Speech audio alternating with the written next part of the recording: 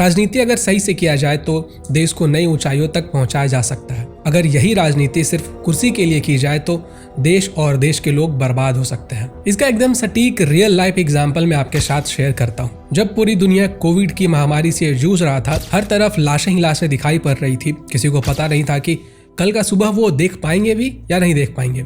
जो लोग अपने घर से दूर थे उन्हें यह भी नहीं पता था कि हम लोग अपने घर वालों से दोबारा मिल भी पाएंगे या नहीं मिल पाएंगे। अगर उन्हें इस महामारी ने अपने चपेट में ले लिया तो उनका जो शरीर होगा वो उनके घर वाले देख भी पाएंगे या नहीं देख पाएंगे, उन्हें यह भी नहीं पता था। ऐसे हालात में सब भगवान से सिर्फ यही प्रार्थना कर रहे थे कि जो भी व्यक्ति जहाँ कहीं भी है वो किसी भी तरह से बस अपने परिवार से मिल ले, उनके साथ ये जो क्रिटिकल समय है उसको वो अपने परिवार वालों के साथ बिताए। लोग आसपास में देख रहे थे कि जब किसी व्यक्ति की मृत्यु कोविड से हो रही थी तो उसके बॉडी को किस तरीके से रैप करके क्रीमेट किया जा रहा था। सभी लोग हर एक चीज को भूलकर बस यही सोच रहे थे कि किसी तरीके से ये जो महामारी है वो खत्म हो जाए और इसका कोई वैक्सीन उन्हें मिल जाए। हमारे देश के अंदर जितने लोगों की मृत्यु कोविड से हो रही थी उनके लाशों का इस्तेमाल कुछ लोग अपने प्रॉफिट के लिए कर रहे थे। कुछ लोग उन बॉडीज के जो फोटोज थे उनको बेच रहे थे, तो कुछ अपने ही देश को नीचा दिखाने के लिए उन फोटोज का इस्तेमाल कर रहे थे। कुछ लोग तो चाइना से फैले इस वायरस को इंडियन वेरिएंट का नाम बता रहे थे, जिससे हमारे देश की बदनामी हो रही थी और हमारे देश के लोग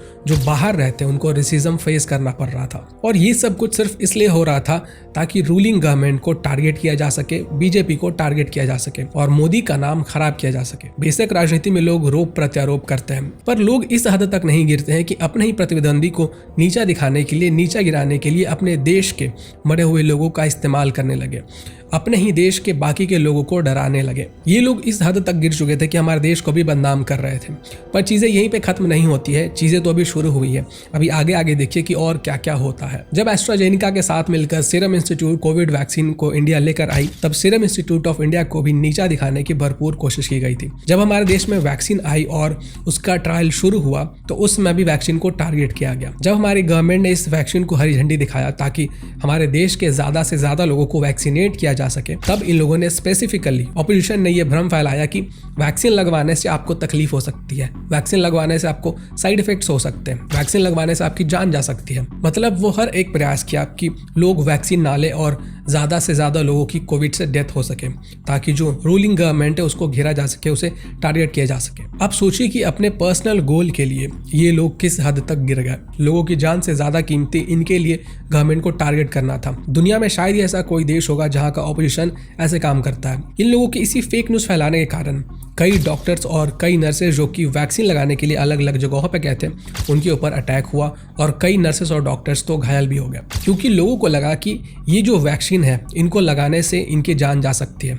सोचिए किस लेवल पे इन्होंने फेक न्यूज फैलाया था। नरेंद्र मोदी ने लोगों का हौसला बढ़ाने के लिए खुद वैक्सीन लिया, और जब देश का प्रधान सेवक ही खुद वैक्सीन ले रहा है तो इससे जो लोगों का भरोसा होता है वो और ज्यादा स्ट्रांग होता है। तब भी इन लोगों ने अपना भ्रम फैलाने का जो काम होता है उसको जारी रखा।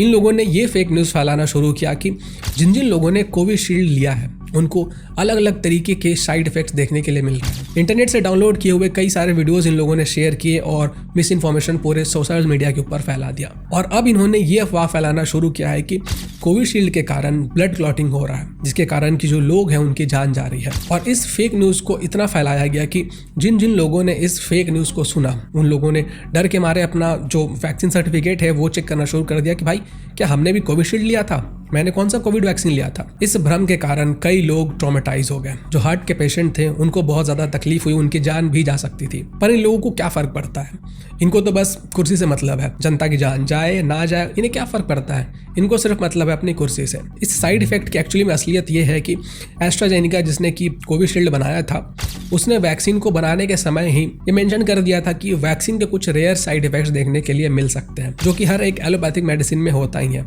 यहाँ तक कि आपने देखा होगा कि जो पैरासीटामोल जैसा बेसिक मेडिसिन है उसके भी साइड इफेक्ट्स होते हैं। तो ये जो साइड इफेक्ट है इसको शॉर्ट में TTS कहते हैं, और ये साइड इफेक्ट 1 मिलियन में यानी कि 10 लाख लोगों में करीबन 7 व्यक्तियों को ही होता है, और वो भी तब जब ये वैक्सीन लगाई जाती है उसके 42 दिनों के भीतर। मतलब कि आपको वैक्सीन लगा और 42 दिनों तक अगर कोई साइड इफेक्ट नहीं देखने के लिए मिला तो आगे आपको कोई भी साइड इफेक्ट देखने के लिए नहीं मिलेगा। और हम लोगों को जो वैक्सीन लगी है उसको तो आपने देखा ही है कि 2 साल से ज्यादा हो चुका है।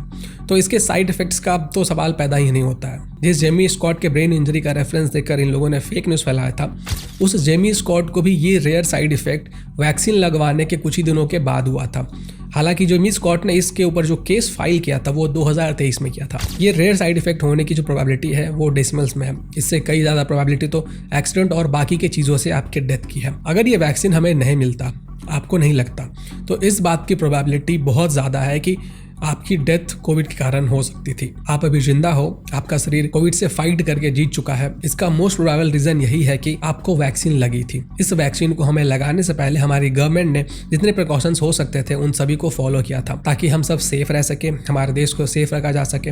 हम सिर्फ अपने देश को सुरक्षित नहीं किए, बल्कि विश्व गुरु के तौर पर हमने बाकी के जो गरीब देश थे उनको भी वैक्सीन के थ्रू हेल्प किया। पर कुछ लोगों ने हमारे देश को नीचा दिखाने की कोई कसर नहीं छोड़ी। हमारे देश के लोगों की जान जोखिम में डालने में कोई कसर नहीं छोड़ा। कोविड से लेकर कोविड वैक्सीन तक, वैक्सीन की एफिशिएंसी से लेकर वैक्सीन के साइड इफेक्ट्स तक, हर वो प्रयास किया जिससे आपको गुमराह किया जा सके। इनको सिर्फ और सिर्फ अपनी कुर्सी से मतलब है, आपके जान से कोई मतलब नहीं है। सो सोच समझकर वोट दे। आपका एक वोट आपके फ्यूचर को बचा सकता है। जय हिंद।